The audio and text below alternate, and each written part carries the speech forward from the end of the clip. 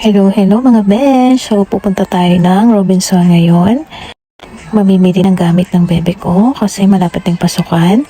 So, una nag-renew muna kami ng license sa Robinsons, Pampanga. Twinning pa kami ng bebe ko syempre. And then after, nagpunta na kami ng Tokyo, yung favorite namin. So, nagpila na kami. Order na po kami. Yan, yung in-order po namin is tempura and then honey chicken teriyaki. Tsaka yung pork tonkatsu po.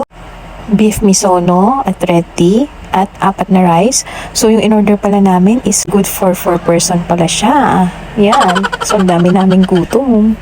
So, ang ending, naubos din po pala namin kasi hindi po kami nakapag-lunch. So, paano kaya papayat yan, mga besh?